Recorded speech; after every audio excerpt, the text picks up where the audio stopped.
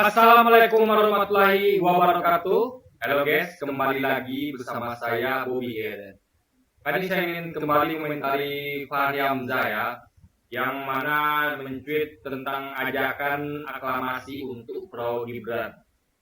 Jadi dia menyebut bahwa 01 ya, yaitu Anies Imin, dan 03 kubu 03 yaitu Ganjar Mahfud itu tidak punya posisi yang jelas, tidak punya visi yang jelas gitu, ya kan? Nah, lalu menyebut juga bahwa tidak punya substansi, ya, 01 dan 03 tidak punya substansi. Jadi gini guys ya, saya mau sampaikan begini ya. Dulu kalau Anda sering lihat, saya dulu suka loh guys nonton podcastnya Fahri Hamzah nih. Ketika dia tuh sering ngomong di mobil, ketika dia dalam perjalanan menuju ke rapat atau pulang rapat. Saya dulu penggemar Fahri Hamzah dulu. Sebelum dia error, ya. Waktu dulu dia masih menjadi oposisi lawan berat Jokowi sama dengan Prabowo. Terus dia Fahri idola saya guys. Fahri, Prabowo itu idola saya. Tapi dulu sebelum mereka error. Nah sejak mereka error ya, karena mereka itu kehilangan substansi, mereka pindah ke lawan politik, yaitu saya tidak lagi mengidolakannya dan malah menjadi pengkritiknya. Jadi kalau kita ngomong substansi adalah apa yang diinginkan, apa yang ada dalam kepala. Substansi itu adanya dalam kepala, di pikiran, itu substansi. Bukan pada posisi, ya. Substansi itu beda sama posisi. Jadi kalau dia katakan bahwa ini PDI dan 0301 ini masih ada nih menteri di kabinet Jokowi. Itu bukan substansi, itu posisi, ya, posisi. Contoh, misalnya seorang yang dia itu misalnya ada orang Islam, dia ada posisinya dia itu sekolah di sekolah Kristen. Contoh dulu ibu saya itu adalah seorang Muslim yang taat, tapi beliau sekolah di sekolah Kristen Santa Maria. Nah, substansinya dia adalah Muslim taat. Apa yang disampaikannya agak adalah tentang syariat, gitu guys. Tentang bagaimana Islam baik. Nah, posisinya memang ada di bersekolah di sekolah Santa Maria, tapi itu hanya posisi, tidak mengubah substansi dia, guys. Itu poinnya. Tapi ada orang yang mana dia itu adalah seorang Muslim yang dia tuh oposisi, gitu kan. Prabowo ini kan dan saya kan dulu kan ada oposisi. Jadi sama kayak seorang Muslim yang dia punya gagasan tentang syariat Islam, tentang menjadi seorang Islam, ya. Dulu mereka ini punya gagasan oposisi. Lalu mereka tuh berpindah bukan hanya posisi, tapi juga substansi. Jadi Prabowo dan Fahri Hamzah ini pindah posisi ke pemerintahan, gabung ke istana, berarti kan berpindah posisi. Nah, lalu mereka juga berubah substansi. Yang dulu substansinya adalah seorang Muslim yang taat, berpegang pada syariat Islam, tiba-tiba berpegang kepada ajaran Kristen, misalnya guys. Jadi betul-betul berubah substansi, berarti tidak konsisten. Orang konsisten adalah orang seperti ibu saya, meskipun dia ada di sekolah Kristen, ya, sekolah di sana, tapi tetap hatinya Islam. Pikirannya Islam, itu substansi. Jadi substansi itu beda sama posisi. Fahri Hamzah gak bisa bedakan mana substansi, mana posisi. Kalau melihat apa substansi Anies Baswedan dan Caimin, lihat di debat-debatnya, ya, lihat itu, ya, desa Anies dan selepet Caimin, itu di situ dibahas semuanya substansinya mereka ini. Ini Fahri Hamzah apa pernah nonton atau dengar debat Anies Caimin dengan mahasiswa dan rakyat? Sepertinya tidak, karena dia sekali lagi dia kebingungan, ya, membedakan antara mana substansi, mana posisi. Posisi adalah di mana Anda sekarang. Apakah Anda posisinya ada di oposisi atau di pemerintahan? Substansi adalah isi kepala Anda, isi pikiran Anda. Kalau Anda berada di posisi pemerintahan, tapi isi kepala Anda adalah oposisi, berarti ada oposisi, ya. Jadi substansinya ada oposisi, Anda hanya posisi ada pemerintahan. Jadi substansi itulah isi kepala, bukan posisi kaki. Penting ya? Jadi variabel yang ngerti apa arti substansi, ya. Misalnya gini, saya mengerti substansi Wing Chun, yaitu adalah cepat, ya, cepat dan taktis, jarak dekat. Jadi close quarter combat, jadi combat jarak pendek, serangan jarak pendek, ya, Wing Chun. Nah, meskipun saya ada di Taekwondo, tapi substansi saya tetap Wing Chun. Sehingga saya berada di Taekwondo, saya tidak bisa menggunakan substansi saya. Pikiran saya tetap ke Wing Chun, bahwa bela baik adalah jarak dekat. Sehingga ketika saya latihan teknik, saya akan memilih teknik yang jarak dekat. Saya akan variasikan itu, tendangannya saya akan bikin jarak dekat gitu. Jadi esensi itu adalah Wing Chun. Esensi Wing Chun jarak dekat itu tidak saya ubah. Jadi ketika saya mengajar mengajar bela diri, saya tetap akan memakai esensi Wing Chun. Jadi Taekwondo itu akan saya ubah ke Wing Chun. Nah, sama kayak posisi oposisi sekarang di pemerintah itu dia berusaha tuh menarik pemerintah itu ke arah posisi, meskipun dia berada kaki di pemerintah, dengan cara apa? Dengan cara menolak kebijakan pemerintah gitu. Meskipun dia pemerintah, tapi kebijakan pemerintah itu tidak tolak gitu, ketika sesuai dengan visi misi posisi.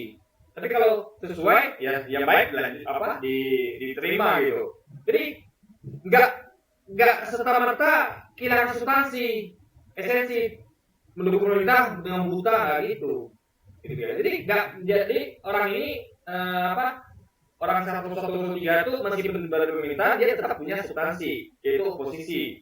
Nggak serta-merta kayak Fahri Hamzah dan Prabowo yang betul-betul ikut apa saja kata Jokowi, guys. Nah, itu poinnya. Lalu tadi kan udah ngomong tentang esensi dan posisi. Jadi jelas sekali faktanya bahwa Fahri Hamzah ini nggak bisa membedakan atau kebingungan membedakan antara substansi dengan posisi, ya. Nah, lalu gini guys, saya pengen bahas ini ya. Sebenarnya kalau kita lihat ya, dulu betapa garangnya Fahri dan Prabowo terhadap Jokowi dengan kepresidenan Jokowi itu saya lihat Fahri ini betul-betul keras dulu kan, sampai ngomong di mobil pun dia sempatkan itu, dalam mobil, dalam jalan pulang atau di rapat dia sempatkan untuk mengkritik Jokowi. Sangat keras ya kritik Jokowi, guys. Masuk Prabowo sampai beberapa podium. Nah, jadi gini, saya melihat gini, mereka ini guys ya, Prabowo itu kan sudah kalah 2 kali, ya, kalah 2 kali. Dan dia melihat kayaknya kita harus pakai cara Jokowi deh, karena kayaknya formula kemenangan di Jokowi gitu. Jadi dia tuh meninggalkan substansinya yang oposisi demi formula kemenangan yang dia lihat ada pada Jokowi. Dia lihat gini, kayaknya dia melihat bahwa Indonesia ini kayaknya menang pencitraan deh dibandingkan dengan substansi. Dulu kan Prabowo itu betul-betul substansi, tidak ada yang kayak sekarang nih guys, yang kayak gemoy-gemoy, joget-joget, nggak ada Prabowo tahun 2019. Betul-betul beliau itu dan Fahri Hamzah adalah betul-betul substansial, betul-betul ide, visi misi, substansial, nggak kayak sekarang yang gemoy-gemoy, joget-joget gitu. Tapi mereka melihat kita kayak gini terus kalah kita nih. Kalau kita ngusung substansi kita kalah nih. Jadi kita perlu deh memakai Jokowi untuk menang. Jadi rasa frustasi Prabowo untuk menang itu sudah demikian memuncak, karena sudah 2 kali kalah. Karena kita tahu bahwa dia tidak mungkin jatuh ke lubang jarum yang sama 2 kali. Nah, Prabowo sudah 2 kali. Nah, 3 kali mau tak di mana muka dia. Makanya dia tuh kita harus menang nih. Makanya dia lihat kayaknya formula Jokowi ini bisa mengantarkan kemenangan gitu kan. Karena dia lihat Jokowi menang terus. Jadi substansi ini kayaknya nggak penting. Yang penting ikut saja. Apa yang Jokowi katakan ikut saja. Nah, akhirnya karena dia merasa bahwa Jokowi formula kemenangan gitu kan. Nah, padahal mereka ini nggak sadar bahwa publik itu melihat dulu kita nggak tahu siapa Jokowi, nggak tahu. Kita tahunya casingnya bagus. Memang dulu casingnya bagus. Saya sempat terpikat sama Jokowi dulu ya, 2015. Karena casingnya bagus. Merakyat, deso, pro rakyat, masuk gorong-gorong. Tapi ternyata makin sini nampak jelas lihat siapa si Jokowi sebenarnya. Sampai ada media menyebut bahwa man of contradiction. Ada lagi menyebut sebagai man of contradiction itu maksudnya dia apa yang diucapkannya beda dengan apa yang dipikirannya. Sama kayak ibu-ibu tuh mau belok kanan tapi sennya ke kiri gitu. Ini betul berbeda ucapan dan perbuatan. Itu artinya man of contradiction. Itu media yang menyebut beberapa. Juga kayak presiden yang kayak Pinocchio, artinya suka berbohong. Tapi itu kan hidungnya panjang karena berbohong dan banyak lainnya gitu. Jadi, sehingga Anda lihat banyak kan pendukung Jokowi yang rubah haluan karena dia lihat ternyata sadar, ternyata Jokowi tidak seperti yang kita kira. Ternyata dia seperti ini rupanya gitu kan. Ini watak aslinya. Karena watak asli itu kan akan terlihat itu jadi berjalan waktu.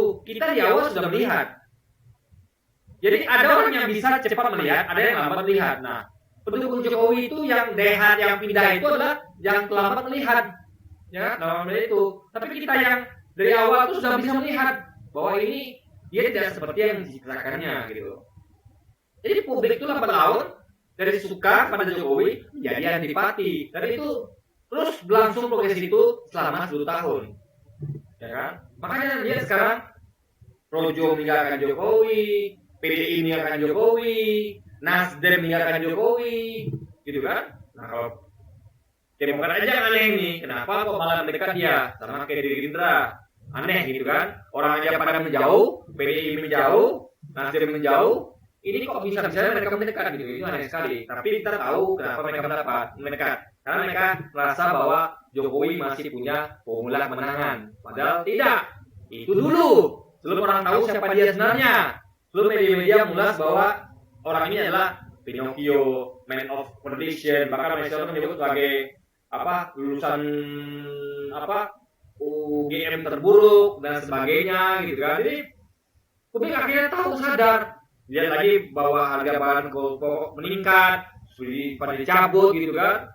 Jadi harga barang-barang mahal, pengangguran di mana-mana, stunting di mana-mana, orang kelaparan di mana-mana. Jadi publik itu makin lama makin melihat. Akhirnya mereka bisa menceritakan, bisa membedakan mana pencitraan, mana watak aslinya. Karena mereka tidak akan kecoh lagi. Jadi publik itu adanya pergeseran dari mereka tuh melihat bahwa ini hanya pencitraan. Ternyata aslinya begini. Dan itu prosesnya berlangsung selama 10 tahun, gitu. Makin lama makin terbuka itu semua gitu. Karena jadi Fahri dan Prabowo itu tidak sadar bahwa Jokowi itu sudah tidak lagi diminati publik, ya. Karena publik sudah tahu siapa dia, ya. Man of contradiction, Pinocchio dan sebagainya, Joker lagi ya. Itu sudah jelas gitu. Jadi dulu ya, Jokowi adalah formula kemenangan. Belum publik tahu siapa dia. Masih banyak orang-orang kecewa dulu guys. Orang masih terpukau dengan ceritanya. Nah, Prabowo dan Fahri Hamzah tidak bisa menilai itu. Dia nggak tahu kalau dunia berubah, dia nggak tahu bahwa dunia itu sudah makin cerdas, bisa melihat bahwa ini hanya pencitraan, yang aslinya begini. Dunia makin melihat dan makin sadar, apalagi mereka memang mengalami banyak masalah, pengangguran, ya, anak-anaknya banyak pengangguran, sekolah mahal, barang-barang pokok mahal, anak-anaknya stunting, kelaparan, bahkan sekarang di Papua itu heboh itu dengan meninggalnya Lukas NMB gara-gara pemerintah yang nggak becus gitu kan. Orang sakit minta berobat murah nggak dikasih, akhirnya meninggal orang di tangan pemerintah. Ya, KPK kan kita tahu, KPK kan adalah bonekanya pemerintah, karena KPK itu sudah tidak lagi independen, karena KPK itu sudah dijadikan bagian pemerintah. Jadi itu rakyat Papua tuh marah sama pemerintah sana kan, dan itu terjadi kekacauan sana sekarang. Itu yang saya sayangkan. Jadi masyarakat Papua tuh makin lama akan makin menolak pemerintahan ini gitu kan, karena memang gayanya memang otoriter. Orang berobat ke Singapura nggak boleh gitu kan. Jadi sampai orang meninggal katanya, ini kan luar biasa gitu. Juga dulu kita pernah lihat urusan ada saya lupa urusan yang meninggal di tahanan itu, dia sakit nggak dikasih berobat rumah sakit, akhirnya meninggal di tahanan. Sama kayak kasus NMB kan. Jadi kita umat Islam ini juga memiliki memori yang buruk tentang pemerintah. Bagaimana usaha kita yang dirasa sakit, yang ada di rumah sakit, tapi dibiarkan rumah sakit sehingga meninggal. Sama kayak ini kasus NMB. Jadi buat saudara kita di Papua, kita sama bro, sama. Anda kehilangan tokoh utama Anda, tokoh kesayangan Anda, tokoh SNB, kami kehilangan ustadz kami, sama-sama di tangan pemerintah ya ini, ya, yang tidak memberikan akses bagi orang tahanan yang sakit ke rumah sakit, tapi dibiarkan kesakitan di penjara, guys. Itu yang saya sayangkan. Jadi nasib kita sama rakyat Papua, jadi kita temenan ya, kita sahabat. Kita sobat. Jadi kalau ada bersedih karena kehilangan ketua SDB, kami juga ikut merasakan sama. Kami juga kehilangan usaha kami dengan cara seperti itu, guys. Nah, jadi para yang berada di Prabowo ini nggak sadar bahwa formula kemenangan itu sudah berubah. Yang mananya awalnya formula kemenangan, sekarang sudah menjadi formula kekalahan. Nah, sama seperti dikatakan Thomas Lembong, dia cerdas itu. Jadi apa ya? Orang-orang ini nggak sadar bahwa ada krisis. Jadi kayak investor itu kan, mereka ini kan sedang berinvestasi kepada Prabowo, yang investasi itu diambil dari Jokowi, ingin meneruskan cita Jokowi itu. Di situ mereka investasi dari Jokowi, gitu kan. Prabowo itu pakainya Jokowi. Jadi padahal ini sudah bubble, udah menumpuk masalah negeri ini, udah bertumpuk kesalahan publik kan. Bahkan dikatakan ada jargon itu kami muak, guys. Publik sudah muak sekali melihat rezim ini, gitu kan. Jadi itu seperti bubble yang pecah suatu waktu, ya kan. Nah, ini sama kayak investor yang melihat bahwa ini memang harga lagi naik ini, ya kan. Tapi sesungguhnya itu akan meledak, ya, akan meledak. Karena yang naik ini adalah pencitraan, ya. Dikatakan misalnya ekonomi makro kita bagus, ini bagus semua, kan investor ngomong tuh bagus-bagusnya saja.